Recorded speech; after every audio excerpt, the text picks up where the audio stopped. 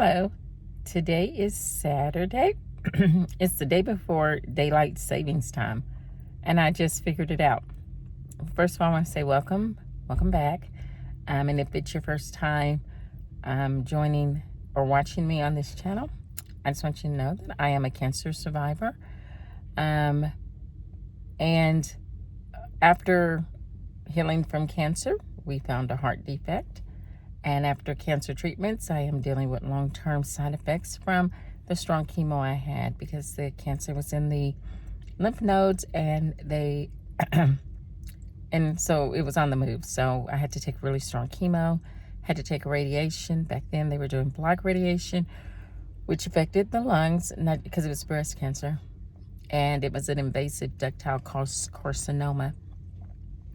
And so with that happening, it threw my entire system off and caused damage to my lungs. The radiation did, and we're just finding all of this. So we found a heart defect. So I have a rare heart defect that I was born with that we found accidentally, but I was struggling from the symptoms. And plus there's other growths in the body that we don't know if they're cancer or not, but 2 of them have disappeared on their own. And this channel is about going forward through the pain and not giving up on life and just settling, but doing what I can. I go to the chiropractor, I go to physical therapy to help. I see my specialist, and we're all the time trying to work on ways to help me, and I do it naturally. And not saying that I don't take pain medicine, but I don't do injections or anything like that, even though I am offered them all the time. Because I just don't want that medicine in my system long term. I've been on this healing journey since 2015. I call it a healing journey because it takes your cells at least 10 to 12 years to heal from something like chemo.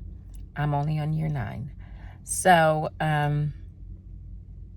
so this is why I do this channel, because I know there are a lot of other people out there who struggle with pain and who struggle with chronic illness and who go through cancer and think they're just going to bounce right back, only to find out it's a lot longer journey than you want it to be a lot of times. And so since I'm in for the long haul, and it's been a long time, and I've suffered a lot too from it. I've lost a lot. My son asked me something yesterday that I'm glad he asked, because it made me think. He said, well, do you feel happy?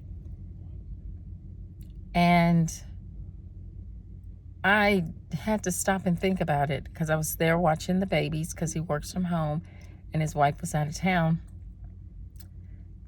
I felt good, but happy is not an emotion that I feel. And it's because once I was diagnosed, all the dreams I had, all the things that I was planning, because I am a coordinator and I am a planner, and I had to raise the kids before I could really get into the career part of it, because I was a divorced mom. And yes, my ex-husband helped a lot, but you know, I still carried the bulk of it, and I wasn't feeling good at the time. So I didn't have a lot of energy like a lot of people are able to do. Just go. I mean, I went a lot, but I was in a lot of pain. But once the kids went off to college, that's when the cancer was found. And ever since that day, when I got that phone call, I knew my life was different, and I've never been the same. And one of the things that I realized, well, I've known it, but I've never voiced it.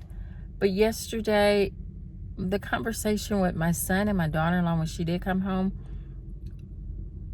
made me really think. And I voiced a lot of things at one time that I don't think I've ever strung together in one conversation. Because of the way I was treated when I was diagnosed with cancer, I was treated as broken. I was treated as damaged goods. I became a burden to people. And I felt a lot of shame for that, because I couldn't push out of it. And my job was one of them. Even though I was meeting the goals and doing the things I needed to do, I was in pain. And I was told at one point I couldn't show my pain. Now, on the floor, and mind you, when I went back to work, I was still going through chemo and had radiation. And I was working. I was a restaurant manager. So I was working about 45 hours a week, which was still less than what we normally worked, which was, 50, I was trying to say 40. It's 50 to 55, sometimes 60 hours a week. But we tried to keep it around the 50, 55 range. And that was our normal.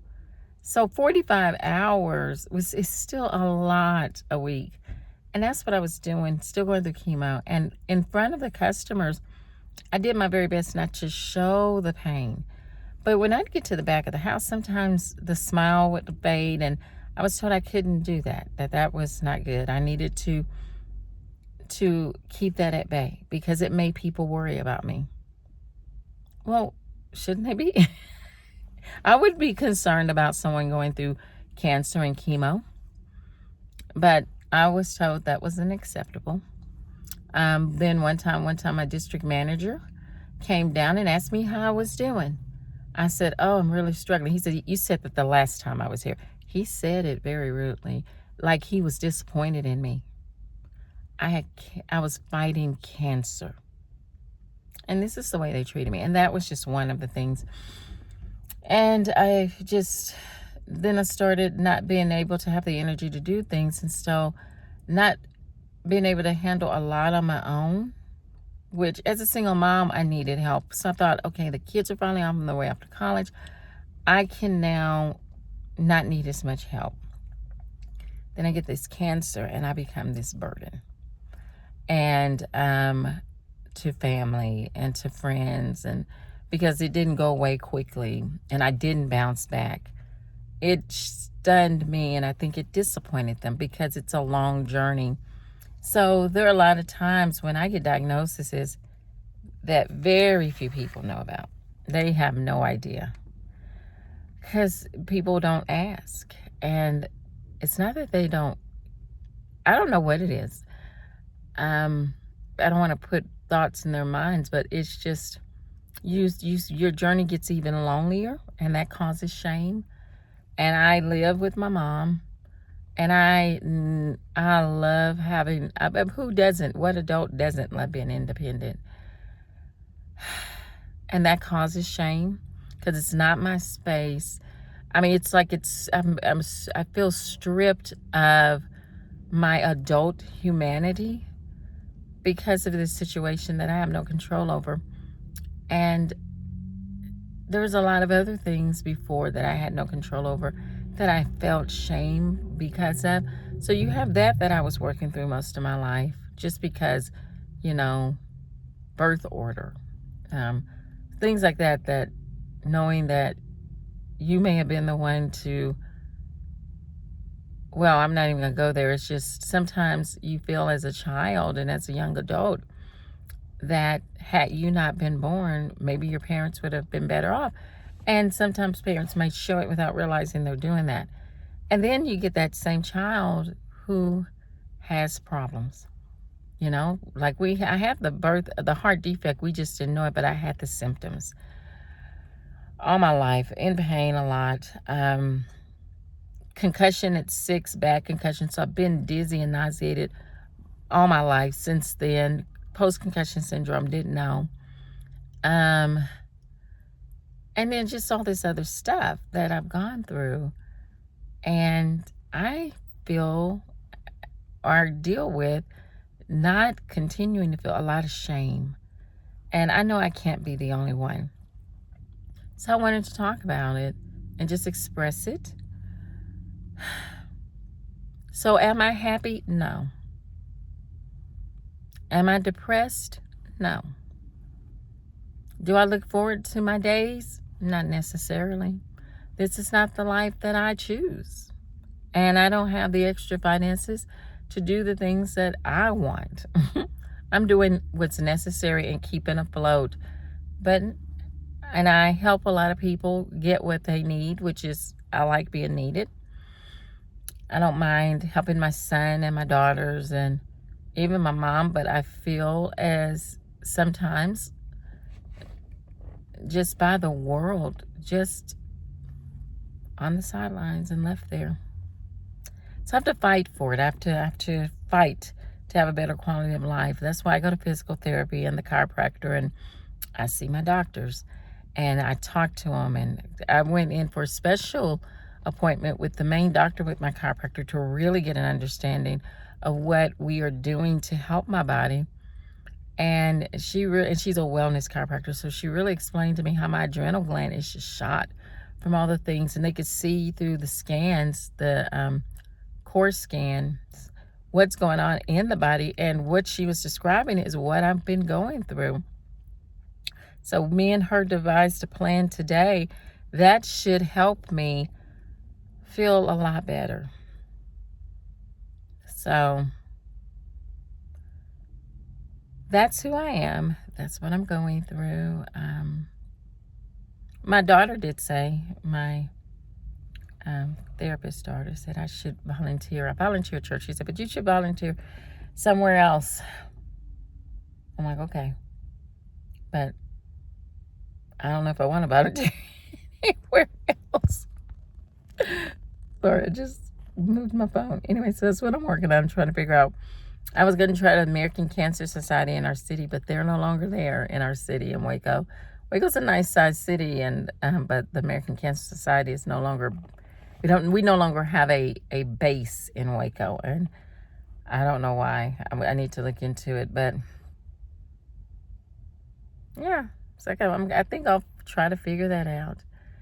But I'm chasing energy a lot, and she said that makes sense. The wellness chiropractor said that,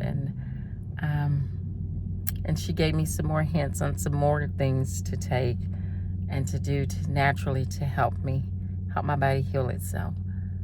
So that's my check-in for today on Saturday. You all have a great day, and I hope this encourages you just to know you're not alone if you feel any of these things. I think it goes with the territory.